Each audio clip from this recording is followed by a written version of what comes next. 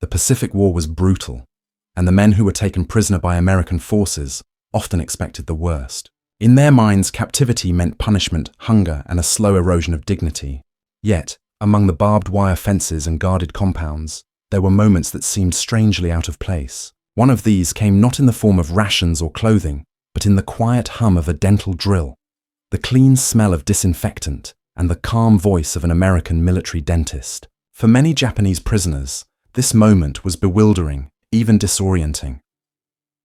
Imagine sitting in a wooden chair, the light above you blinding your eyes after months spent under open skies or dim barracks. You hear the clatter of metal tools being set out on a tray, their sharp edges catching the light. To you, dental care is a last resort, something feared more than welcomed.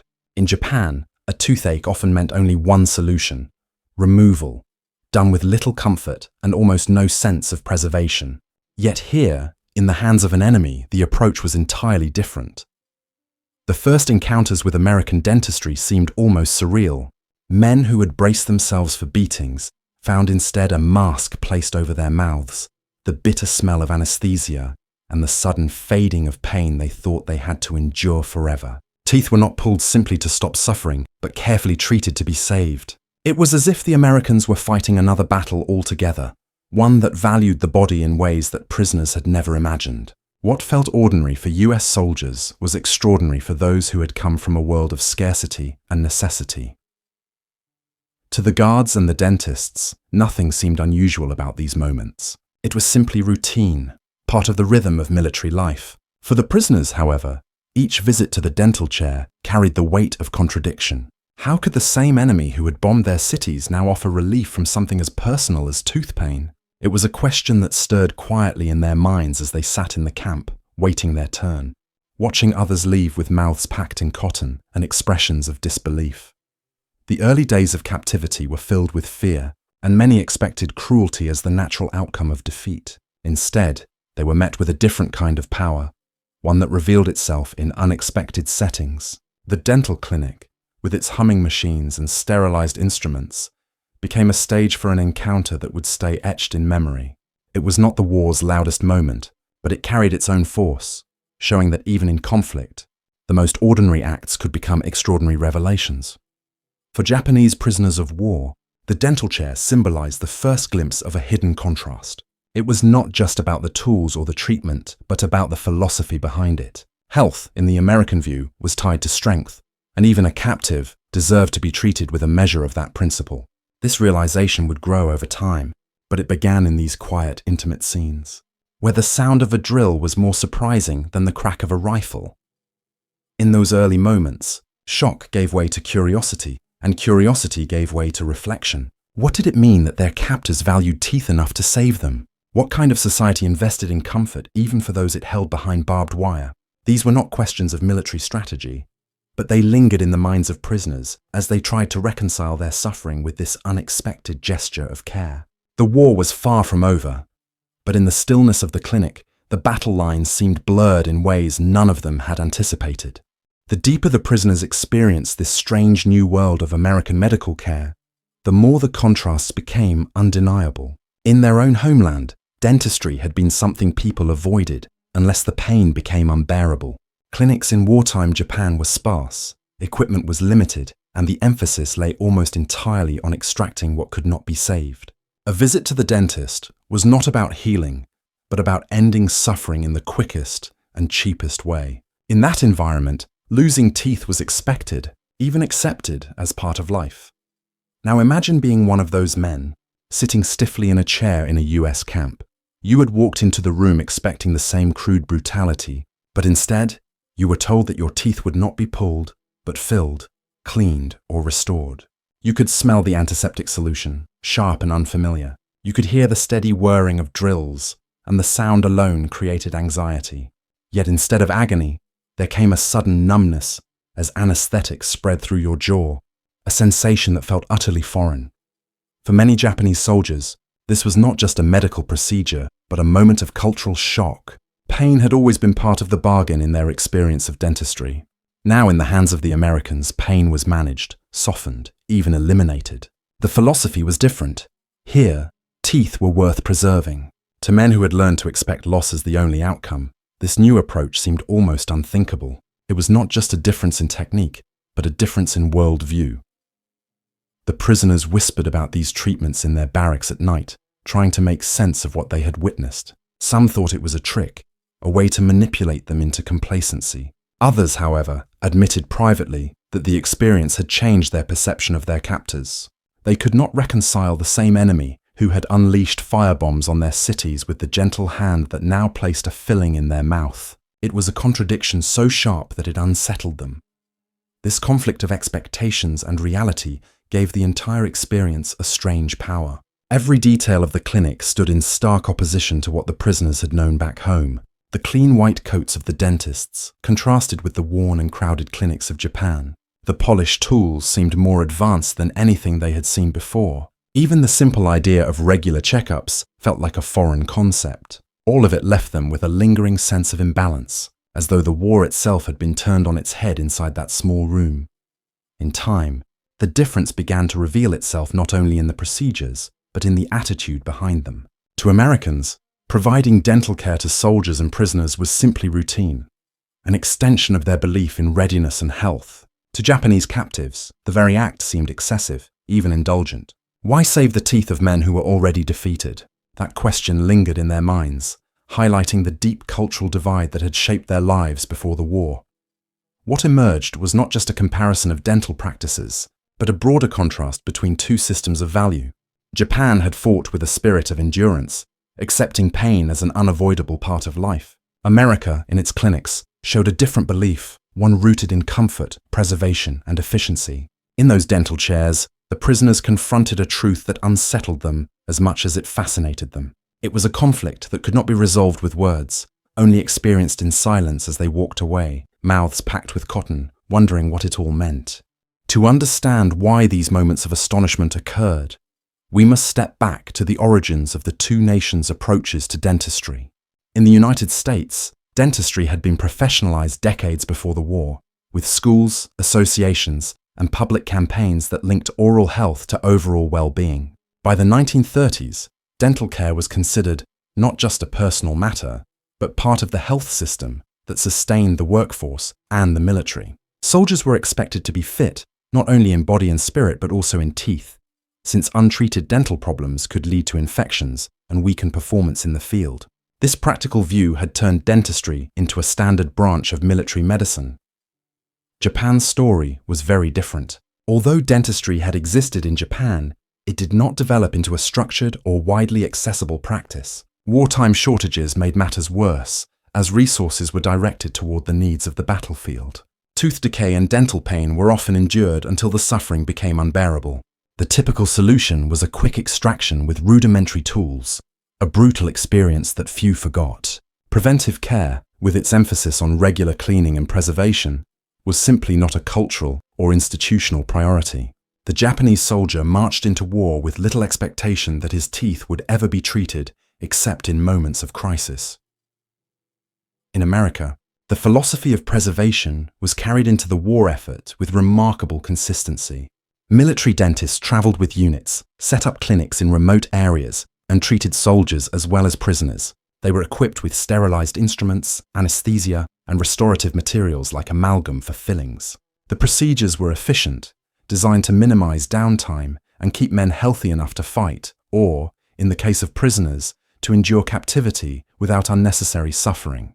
For the Americans, this was common sense, the natural result of years of preparation and training. For the Japanese who experienced it, it felt like stepping into another world. The difference also reflected deeper cultural values. In the United States, the idea that a tooth could be saved rather than lost aligned with broader notions of progress and optimism. Every tooth mattered, every life was worth maintaining, and every soldier was considered an asset to be preserved. In Japan, the ethos of sacrifice and endurance shaped even the smallest aspects of daily life. Pain was something to be endured, and loss was to be accepted without complaint. This divergence in outlook shaped how dentistry was perceived, and it explained why Japanese prisoners felt such profound surprise when treated by American dentists. These origins gave the encounter its peculiar power. It was not simply a matter of different tools or procedures, but the collision of two philosophies of health. The Americans brought with them decades of practice that made preservation the norm. The Japanese brought with them years of scarcity and necessity that had made extraction the rule. When these two worlds met in the confines of a prisoner of war camp, the difference was impossible to ignore. For the prisoners, discovering this history firsthand was like peeling back a layer of the war that had nothing to do with guns or bombs. It was a revelation of how two nations prepared their people for life, and how those preparations carried into battle. Sitting in the chair, under the bright glare of a lamp, they could feel the weight of that difference in every motion of the dentist's hand. The hum of the drill became not only a sound of medicine, but a sound of cultural contrast, echoing the larger divisions that had defined the conflict itself. In time, many prisoners would come to understand that what they were experiencing was the result of choices made long before the war began. American society had chosen to see dentistry as part of its strength, a foundation of both civilian and military life. Japan, consumed by other priorities, had not. That difference, born from decades of divergent paths, shaped the intimate experiences of countless men who found themselves in American custody. Their astonishment, therefore, was not only at the treatment itself, but at the realization that the war had brought them face to face with another way of life. On the battlefield, the difference in dental care was rarely spoken about in official reports, yet its impact was quietly felt. American soldiers marched and fought with the assurance that if a toothache or infection flared up, treatment was available. They could remain focused on combat, rather than distracted by throbbing pain or the fever that often followed untreated dental problems. In an army that relied on efficiency and endurance, this invisible form of care strengthened morale.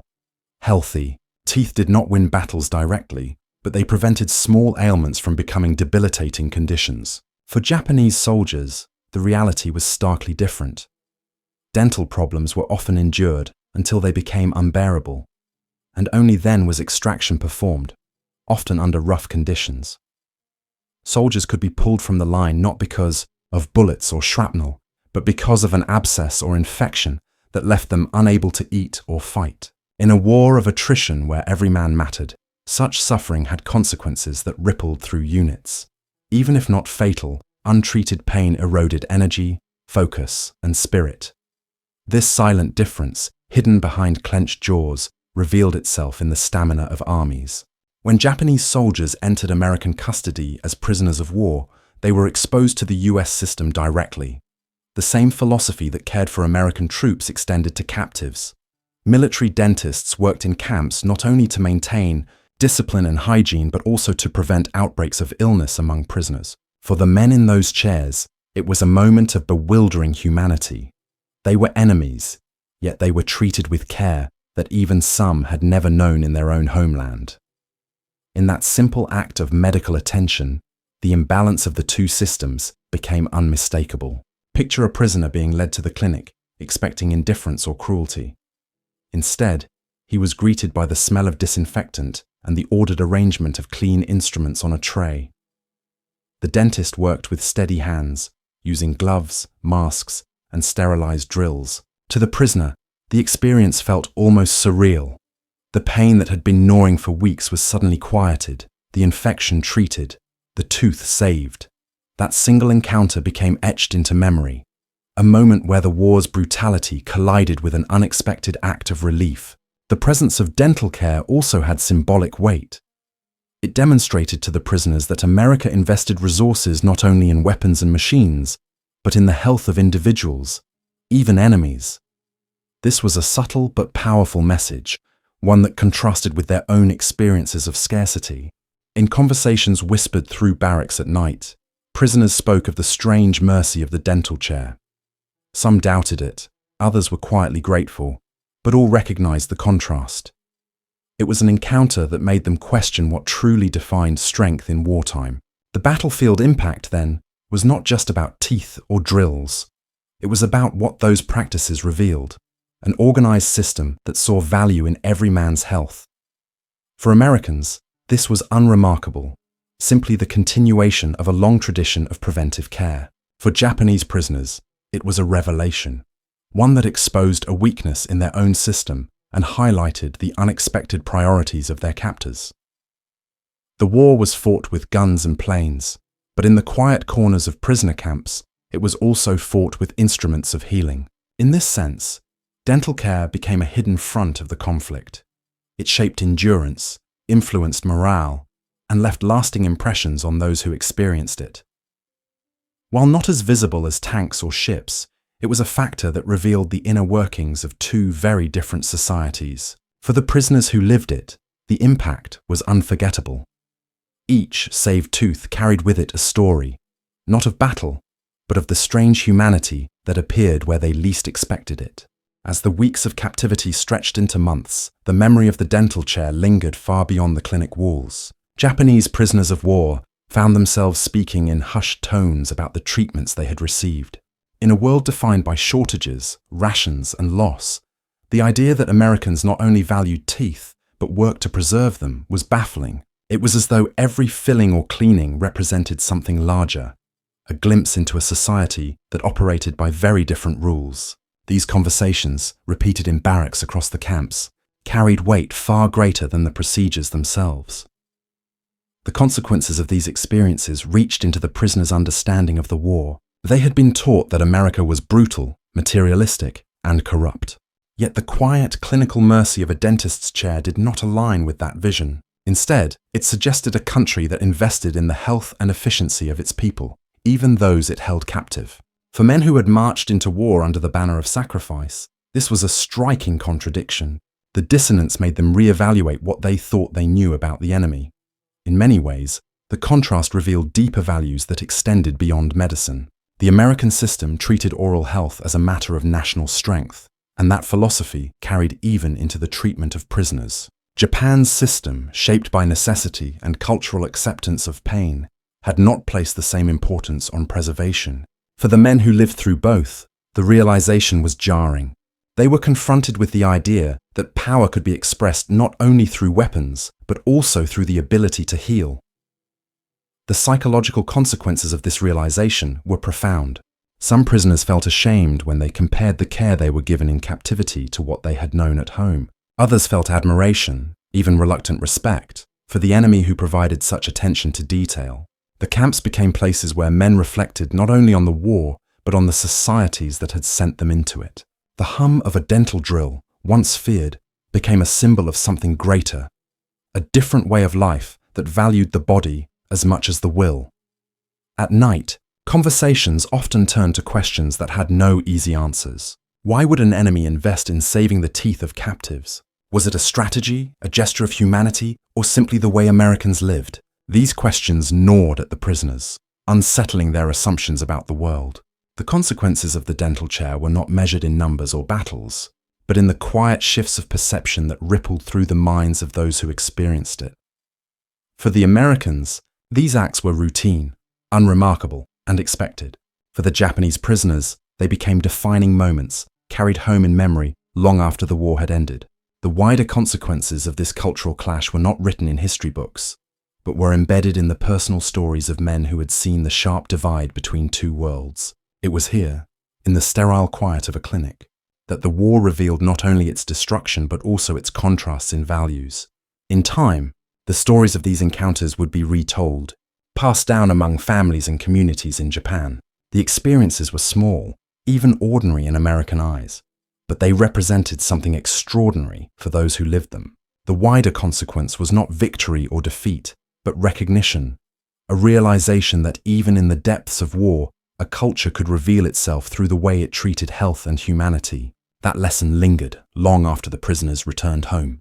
The climax of this unlikely story came when the shock of these encounters turned into something unforgettable. For Japanese prisoners of war, there was a moment when disbelief gave way to recognition. Sitting in the chair, under the bright glare of a lamp, they realized that what they were experiencing was not an accident or a gesture of pity, but a system of care that extended even to captives. To feel the numbness of anesthesia and the careful precision of a drill, when they had expected only pain and loss, was a revelation that struck deeply.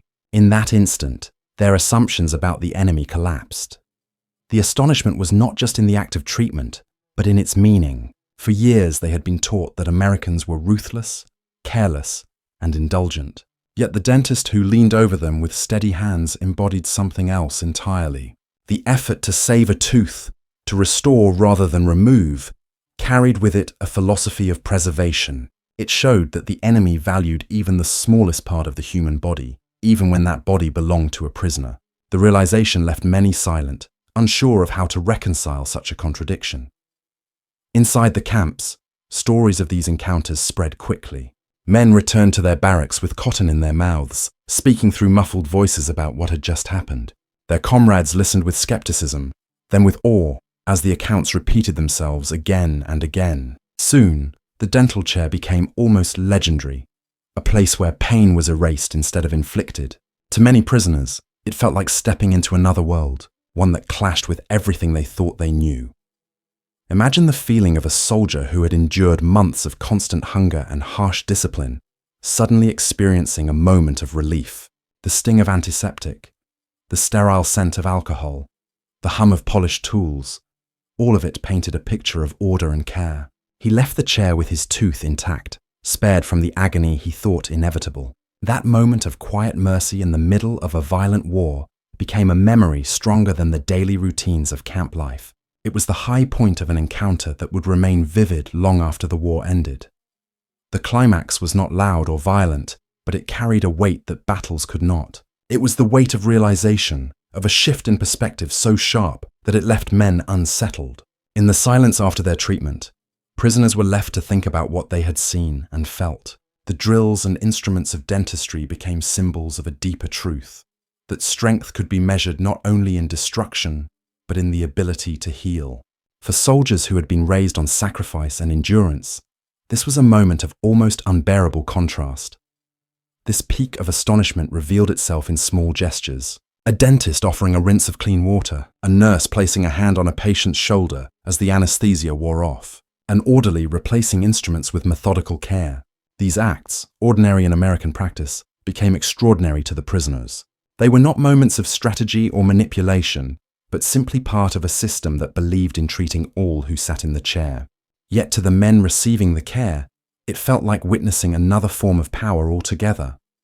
The climax of this story was not in victory or defeat, but in the collision of two worlds. It was in the moment when a Japanese prisoner understood that his captors, the very men who had destroyed his homeland, were also capable of preserving something as small as a single tooth. That paradox was impossible to ignore. It became the defining memory of captivity, the moment when astonishment turned into a truth that could never be forgotten.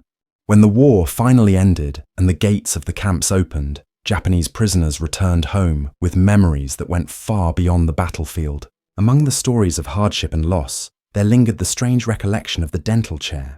It was not the kind of tale that made it into official records, yet it was told quietly in homes and communities. Men spoke of the clean white coats, the humming drills, and the unexpected care they had received at the hands of their enemies. These memories became part of the hidden legacy of the war, small but deeply human. For many, the experience reshaped their perception of America. They had fought against an enemy they believed to be merciless, only to discover a culture that placed value on health and preservation. That discovery did not erase the bitterness of defeat or the pain of lost comrades, but it left a mark. It showed that even within the machinery of war, moments of humanity could appear in the most unlikely places. The dental chair became a symbol, not of mercy alone, but of an entirely different way of seeing life and health.